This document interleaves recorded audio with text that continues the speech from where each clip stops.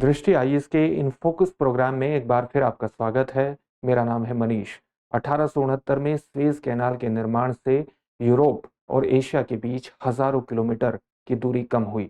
इस कम दूरी ने वाणिज्यिक क्रांति को सहज करने में एक प्रमुख भूमिका निभाई, लेकिन इस कैनाल के निर्माण से पहले ही लगभग 1677 ईस्वी में थाईलैंड के राजा ने भी थाईलैंड की खाड़ी और अंडमान सागर को जोड़ने वाली एक नहर के निर्माण की परिकल्पना की थी। हालांकि वह परिकल्पना फलीभूत नहीं हो पाई, लेकिन उस परिकल्पना पर हाल ही की थाईलैंड की सरकार ने आगे बढ़ने का निर्णय किया है और इस निर्णय के कारण ही ये टॉपिक चर्चा में आ गया है, जो इन फोकस में आज हमारा टॉपिक होगा। इन फोकस में आज हमारे टॉपिक का नाम होगा अंडमान सागर और थाईलैंड की खाड़ी को जोड़ने वाला लैंड ब्रिज। आप इसकी एक सामान्य अवस्थिति यहाँ नक्शे में देख सकते हैं। यहाँ पर थाईलैंड का ये दक्षिणी पेनिनसुला शुरू होता है, प्रायद्वीप शुरू होता है, और जहां पर म्यांमार की सीमा अंतिम रूप से इससे लगती है, एक बहुत ही संकरा हिस्सा है जो थाईलैंड की खाड़ी और अंडमान सी को जोड़ता है, जिसकी दूरी लगभग 90 किलोमीटर है। यहीं पर एक लैंड ब्रिज बनाने की बात है जो थाईलैंड की खाड़ी और अंडमान सागर को जोड़ेगा और मलक्का स्ट्रेट से होने वाले व्यापार की जो दूरी है, इस व्यापारिक दूरी को लगभग 1200 किलोमीटर तक कम कर देगा। यानी इसका न केवल व्यापारिक महत्व होगा, बल्कि इस दूरी के कम होने से जिस प्रकार की राजनीति साउथ चाइना सी में चल रही है, इसके कुछ रणनीतिक परिणाम भी हो सकते हैं। इसलिए आज हमारा ये टॉपिक है। सबसे पहले देखते हैं कि इस टॉपिक के अंतर्गत हमारे चर्चा के क्या पक्ष होंगे।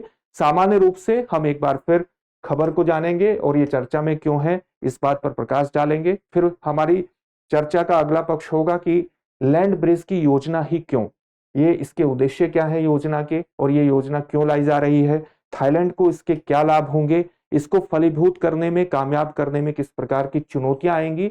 चुनौतियों के परिप्रेक्ष्य में ही हम इसके रणनीतिक लाभ को भी समझ सकते हैं, लेकिन रणनीतिक परिप्रेक्ष्य को हम एक अलग पक्ष के तहत भी समझेंगे। अंत में आपके लिए एक प्रश्न होगा, इस प्रश्न का उत्तर आपको कमेंट बॉक्स में कमेंट करके देना होगा। तो चलिए शुरुआत करते हैं। शुरुआत करने से पहले आपके लिए एक सूचना है।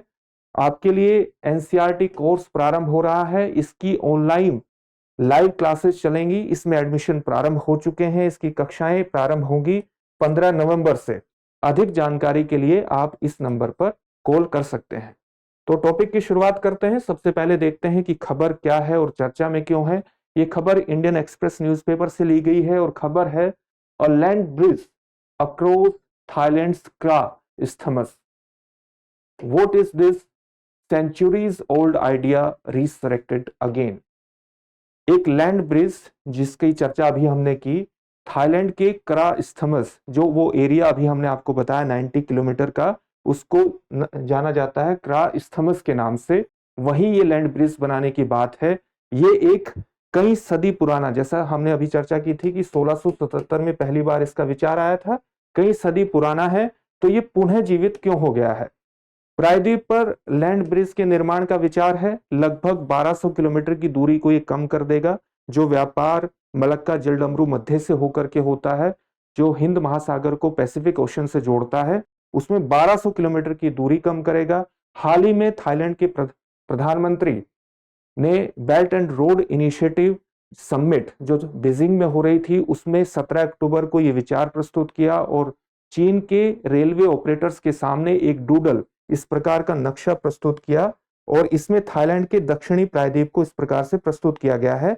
और जो व्यापार सामान्य रूप से मलक्का जलडमरू मध्य से इस प्रकार होता है, अगर यहाँ पर एक लैंड ब्रिज का निर्माण हो जाता है तो इस दूरी को, जैसा कि मैंने बताया कि 1200 किलोमीटर की दूरी कम हो जाएगी और ये इसके बड़े स्तर पर रणनीतिक प्रभाव भी हो सकते हैं। तो इसके रणनीतिक परिप्रेक्ष्य को भी हम समझेंगे। इसके कारण ही साथ ही 25 अक्टूबर को एक भाषण में थाईलैंड के प्रधानमंत्री ने यह भी कहा कि ये अब तक का सबसे बड़ा मेगा प्रोजेक्ट होगा जो भविष्य की दिशा को दक्षिण पूर्व एशिया में बहुत बड़े परिवर्तन ला सकता है। तो इस कारण से ये पूरा टॉपिक चर्चा में आ गया है। सबसे पहले देखते हैं कि लैंड ब्रिज की योजना वस्तुतः है क्या। लैंड ब्रिज से पहले हम दो इस प्रकार की योजना देख सकते हैं, जो वस्तुतः लैंड ब्रिज के रूप में तो नहीं बल्कि नहर के निर्माण के रूप में फलीभूत हुई हैं। आप जानते होंगे पनामा नहर के बारे में और स्वेज कैनाल के बारे में। स्वेज कैनाल का निर्माण 1859 से, आप स्वेज कैनाल को देखिए, ये लाल सागर को भूमध्य सागर से जोड़ती है और पहले जो यूरोप अफ्रीका के महाद्वीप के दक्षिणी हिस्से से होकर के पूर्वी अफ्रीका में और एशिया के क्षेत्र में प्रवेश करता था। स्वेज कैनाल के निर्माण से, जिसने भूमध्य सागर और लाल सागर को जोड़ दिया, इसने लिवरपूल से मुंबई की दूरी का अगर हम अनुमान लगाएं तो 7250 किलोमीटर की दूरी को इसने कम कर दिया स्वेज कैनाल के निर्माण से। स्वेज कैनाल का जो निर्माण है ये 1859 से 1869 के बीच हुआ था और जो इसकी सामान्य दूरी है वो 193.3 किलोमीटर है। इसका ये महत्व है। इसी प्रकार से 1904 से 1914 के बीच पनामा नहर का निर्माण हुआ। पनामा नहर ने अटलांटिक ओशन को पैसिफिक ओशन से जोड़ा और ये पनामा में इस प्रकार से नहर बनाई गई। इसकी जो दूरी है वो 82 किलोमीटर है और कई अध्ययन ये बताते हैं कि जो व्यापार पहले दक्षिणी अमेरिका से होकर नीचे के हिस्से से होकर के आता था, उसके कारण यहाँ पर जो दूरी कम हुई है वो 12,875 किलोमीटर की दूरी कम हुई, जिससे व्यापार प्रॉफिट में गया, व्यापारिक लाभ बहुत बड़े स्तर पर हुए। इसी तरह की एक योजना को यहाँ पर फलीभूत करने का प्रयास है। आप देख सकते हैं कि ये थाईलैंड का दक्षिणी प्रायद्वीप है, प्रायद्वीप वाला हिस्सा है, ये मलेशिया है, ये सिंगापुर है। तो यहाँ पर जो दक्षिणी प्रायद्वीप है इसकी दूरी थाईलैंड की खाड़ी और अंडमान सागर के बीच बहुत कम है, लेकिन सबसे कम दूरी यहाँ एक नदी है जहां सीमा मिलती है इसकी म्यांमार से। यहाँ एक नदी है क्रबुरी नदी। क्रबुरी नदी अगर आप इसमें अंदर प्रवेश करेंगे तो ये एरिया कहलाता है Kra of isthmus. Kra of isthmus ये एरिया कहलाता है। तो ये यहाँ इतना संकरा एरिया है कि इसकी दूरी ही 90 किलोमीटर रह जाती है। सबसे प्रारंभ में जो ये विचार प्रस्तुत किया गया था 1617 में, यहां पर एक नहर का विचार प्रस्तुत किया गया था, लेकिन हाल में जो थाईलैंड की सरकार है वो यहां पर नहर के निर्माण के बारे में नहीं सोच रही है, बल्कि एक थाई लैंड ब्रिज के नाम से के बारे में सोच रही है, जिसके दोनों तरफ बहुत बड़े स्तर पर पोर्ट टर्मिनल बनाए जाएंगे, शिपिंग टर्मिनल बनाए जाएंगे।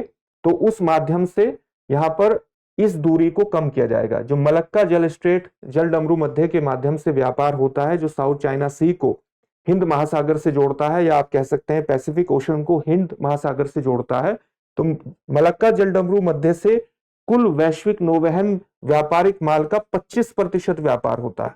आप देख सकते हैं। और अगर ये बन जाता है तो 1200 किलोमीटर की दूरी कम होगी और मात्रा देखिए आप कितनी बड़ी है, ट्रिलियन डॉलर्स की ये मात्रा है व्यापारिक माल की। तो इससे बहुत बड़े स्तर पर व्यापारिक लाभ उठाया जा सकता है। इसी संदर्भ में यहां एक निवेश की आवश्यकता है और ये एक मेगा प्रोजेक्ट के रूप में होगा, और यही कारण है कि थाईलैंड के प्रधानमंत्री को लगता है कि ये थाईलैंड की किस्मत को पलट सकता है। नौवहन दूरी कम करेगा, लंबे और भीड़ भाड़ वाले शिपिंग मार्ग का, यानी इस मार्ग का एक विकल्प होगा। कुल व्यापारिक माल का इससे, या जैसे 25% टोटल नौवहन व्यापारिक माल का मलक्का स्ट्रेट से होता है, तो यहाँ इसके लिए भी एक विकल्प साबित होगा।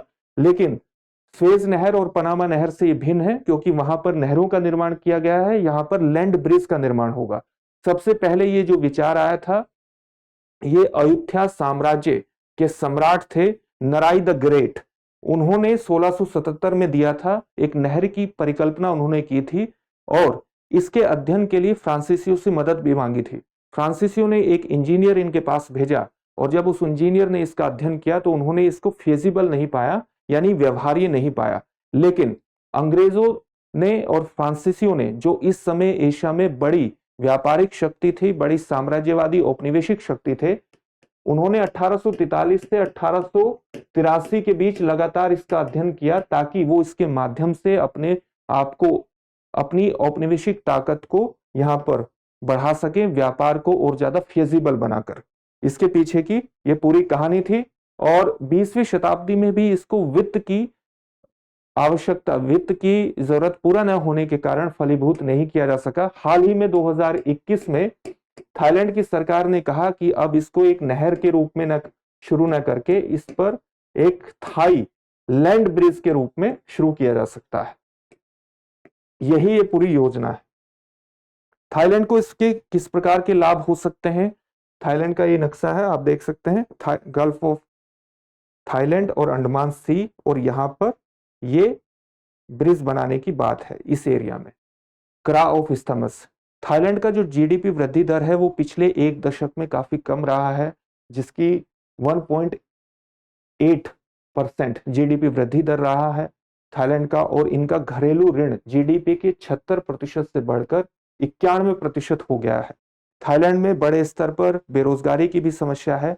अगर ये लैंड ब्रिज बनता है और सफल होता है, यहाँ पर बड़े स्तर पर इन्वेस्टमेंट आता है, तो इससे अनुमानित 2,80,000 नौकरियां पैदा हो सकती हैं। साथ ही ये थाईलैंड की सालाना आर्थिक समृद्धि दर को 5.5% तक बढ़ा सकता है, जीडीपी दर को, जो 1.8 के मुकाबले काफी बड़ी है। और साथ ही दक्षिण पूर्व एशिया में एक स्विंग स्टेट के रूप में भी इसको स्थापित कर सकता है।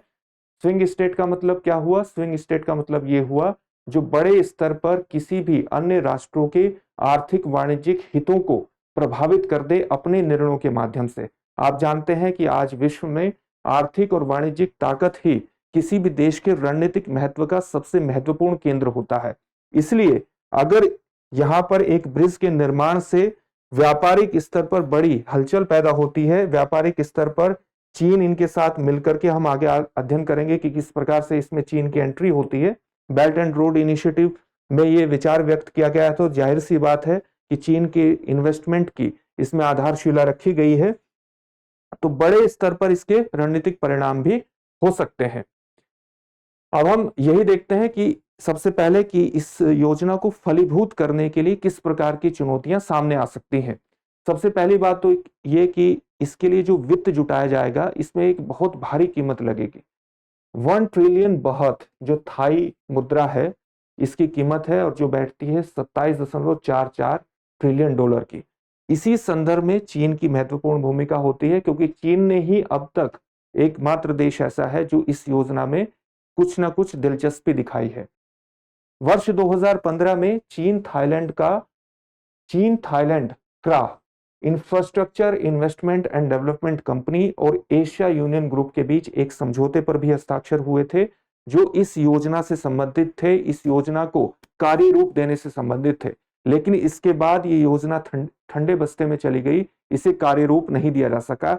हाल ही में चीन ने फिर से इसमें दिलचस्पी दिखाई है, लेकिन इसके अलावा ये वित्त जुटाने से अलावा इसके बारे में कई और चुनौतियां हैं, जैसे इससे पर्यावरणीय क्षति हो सकती है और बहुत बड़े स्तर पर सामुद्रिक पारिस्थितिकी इससे प्रभावित हो सकती है, जिससे जो इको टूरिज्म है समुद्र के आसपास के क्षेत्रों में, पर्यटन पर भी इसका नकारात्मक प्रभाव होगा और सामुद्रिक पारिस्थितिकी पर भी इसका नकारात्मक प्रभाव होने की संभावना है।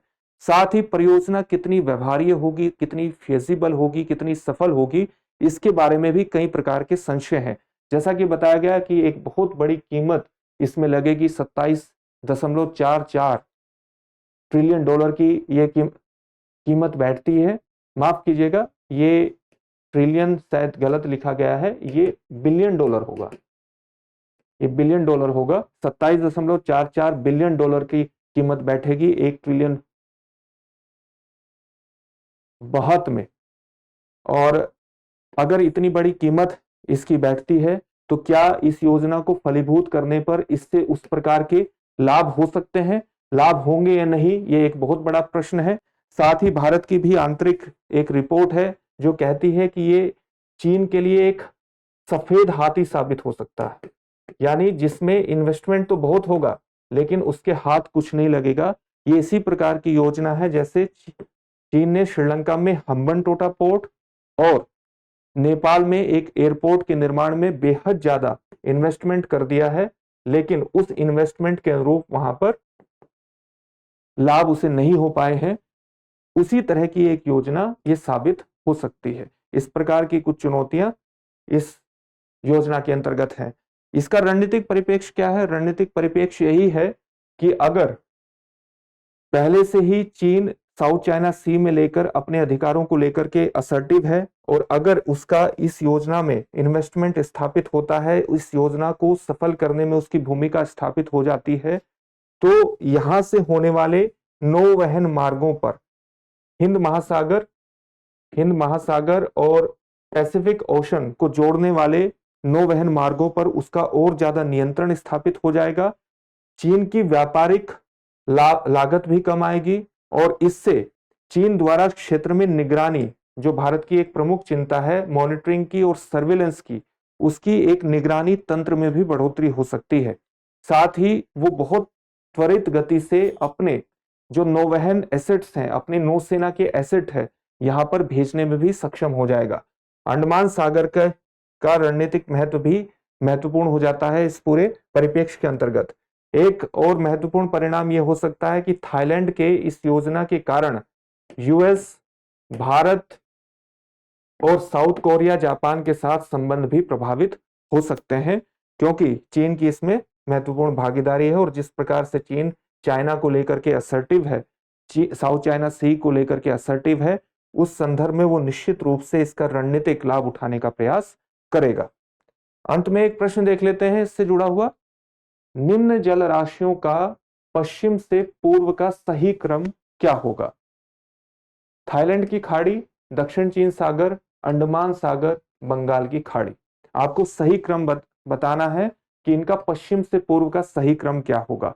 आपका ऑप्शंस है दक्षिण चीन सागर, थाईलैंड की खाड़ी, अंडमान सागर, बंगाल की खाड़ी।